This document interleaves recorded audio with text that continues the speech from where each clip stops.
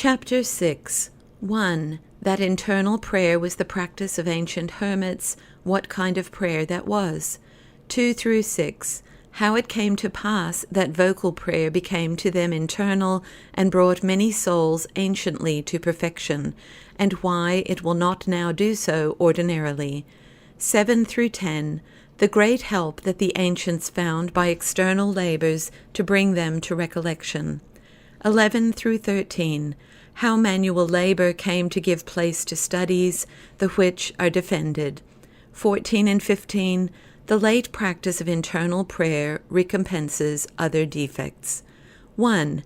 That internal spiritual prayer was seriously and almost continually practiced by the ancients is apparent both out of the lives and conferences of the ancient fathers. But indeed there are but few proofs extant that appointed times were set for the exercising it conventually, except in the forementioned story of the monk tempted by the devil to retire himself from his brethren when they were in such prayer. I suppose, therefore, that superiors and directors of souls tending to contemplation were in these latter days obliged to enjoin daily recollections, by reason that the daily, private, and continual employments of religious persons are not so helpful and advantageous to the procuring of that most necessary simplicity and purity of soul as anciently they were, and therefore they were forced to make some supply for this defect by such conventual recollections, the which they instituted to be performed in public, because they perceived or feared that religious souls, if they were left to themselves, would out of tepidity neglect a duty so necessary and so efficacious. 2. Now to the end that, by comparing the manner of living observed anciently by religious persons with the modern in these days, it may appear what great advantages they enjoyed towards the attaining of perfection of prayer beyond us, we may consider 1. Their set devotions, what they were, and 2. Their daily employments during the remainder of the day. 3. As concerning the first, their appointed devotions, either in public or private, was only reciting the Psalter, to which they sometimes enjoined a little reading of other parts of Scripture. For as the forementioned conventual mental exercise of prayer, it was very short, being only such short aspirations as God's Spirit did suggest unto them in particular, as it were the flower of their public vocal prayers. Yea, and in private, when they did purposely apply themselves to prayer, they seldom varied from the manner of their public devotions, for then they also used the Psalter. 4. Now, how it came to pass that vocal prayers alone were in ancient times available to bring souls to perfect contemplation, which in these days it neither does, nor, ordinarily speaking, can do, I shall declare more fully when I come hereafter to treat of prayer. And in this place I will content myself to point only at the reasons and grounds of a difference, viz. 1. One reason was their incomparably more abstraction of life, more rigorous solitude, and almost perpetual silence, of the practice of which, in these days, it is believed we are not capable. 2. A second was their fasts, abstinences, and other austerities beyond the strength of our infirm corporal complexions. 3. A third was their external employments out of the set times of prayer, the which did far better dispose souls to recollection, to attendance on the divine inspirations, etc., than those ordinarily practiced in these days. 5. No wonder, then, if vocal prayer, exercised by such pure, resigned, humble, mortified, and undistracted souls, had the efficacy to produce in them an habitual state of recollected introversion, which doubtless in many of them was more profound, not only whilst they were busied in their vocal exercises, but also during their external business, than it is ordinarily with us in the height of our best recollections. 6. But a more large handling of this matter I refer to the last treatise, where we speak purposely of prayer. And for this present I will only take into consideration the third forenamed advantage of corporal labors, which to the ancients proved a help to contemplation far more efficacious than the general employments of religious in these days. 7. For the demonstrating whereof it is to be observed that anciently souls embracing a religious life were moved thereto merely out of the spirit of penance, without any regard at all to make use of their solitude for the getting of learning or for the disposing themselves to holy orders, being likewise poor, unprovided of annual rents or foundations, the which they were so far from seeking or desiring that, in our Holy Father's expression, chapter 48, they did then only account themselves to be vera monache sede labore manuum suarum viverent, true monks. Whilst they lived by the labour of their hands, they were both by necessity and choice obliged to corporal labour. 8.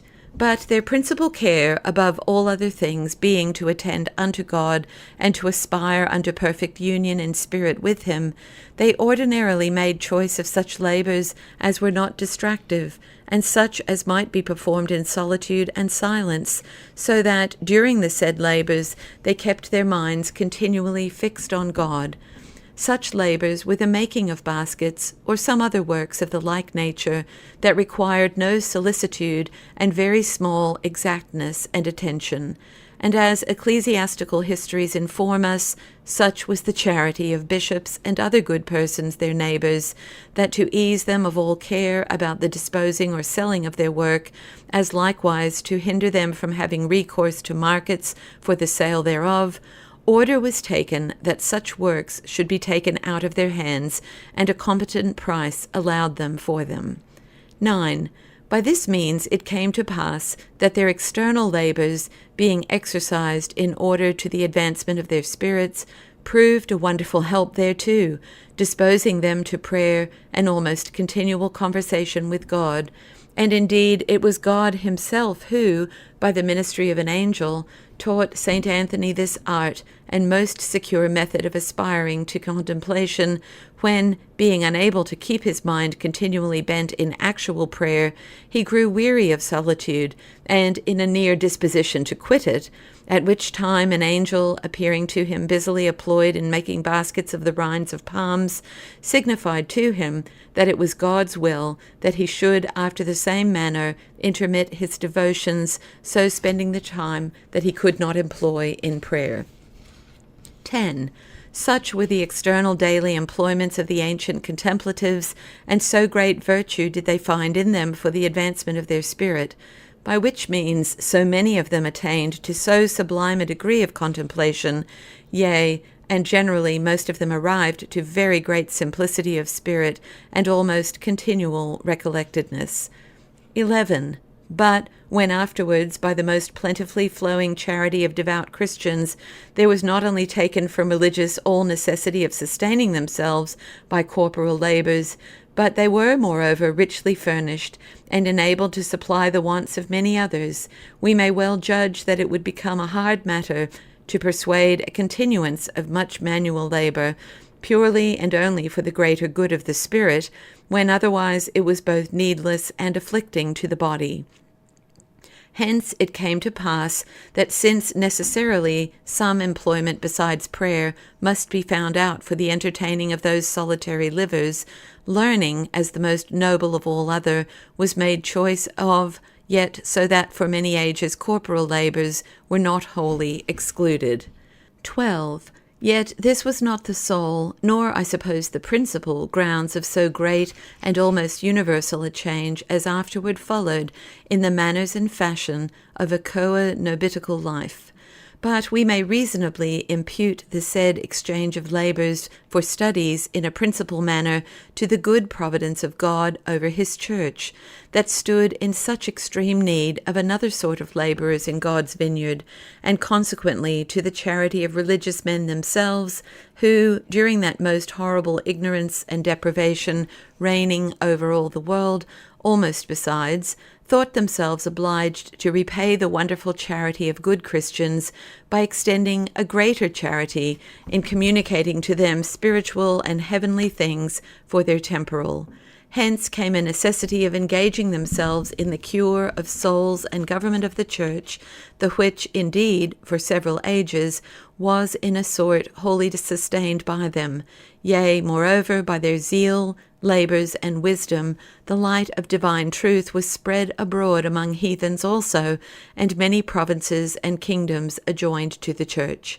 These things considered, no wonder is there if the introducing of reading and studies in the place of manual labours was unavoidably necessary. 13. But perhaps some there may be not so well affected or pleased with the present reputation or commodities enjoined by religious persons that, assenting to what hath been here said, will notwithstanding infer that, since learning is now become so much dilated in the world by the zeal and charity of ancient monastical religious, there is no longer any the like necessity of their interesting themselves in ecclesiastical affairs, and therefore that they ought to return to their old corporal employments and labours. 14. Hereto it may be replied that even still there is much need of them, considering the far greater frequentation of sacraments in these days above the ancient times. But, moreover, if in these times, wherein learning and knowledge is so exposed to all sorts of men, religious persons should quit studies, returning to their ancient employment of manual labours, from which, as hath been said, God himself did doubtless withdraw them, besides that their ignorance would render them the universal objects of contempt through the whole Church, it would likewise expose them, as for their states, as a prey to all that either envied or coveted the scarce subsistence left them, and as to their souls, they would be obnoxious to be turned hither and thither by the variety of directors that would undertake to guide them. And by these means all men would be deterred from adjoining themselves unto them for continuing a succession. 15. Now though, as hath been said, such a change hath been after this manner made in the external employments of religious persons, yet still the same essential, indispensable obligation of aspiring to contemplation remains, for the attaining to which, although studies joined with prayer seem in some regards to be less advantageous than anciently such labours as the Egyptian monks, etc., undertook, were, yet it hath pleased God in goodness to his servants in a good measure to recompense that disadvantage by raising up several holy persons to teach more accurately than formerly the knowledge and practice of pure internal contemplative prayer. For since it cannot be denied that to persons far more distracted by studies than anciently they were by labours, which did not hinder a moderate quiet attention to God, vocal prayer, though never so much prolonged, has not, ordinarily speaking, sufficient force to recollect the mind habitually, or to suppress and cure the many inordinate affections of corrupt nature. Hence it is that the use of appointed daily recollections hath seemed to be of absolute necessity, without which the spirit of contemplation would be quite lost. So that to such prayer we may most principally impute the great lights and helps for contemplation afforded by some later saints in religious orders, and in the world also, to the great benefit of God's Church, that sole exercise in a good measure making amends for all other defects in which we seem to come short of the ancients.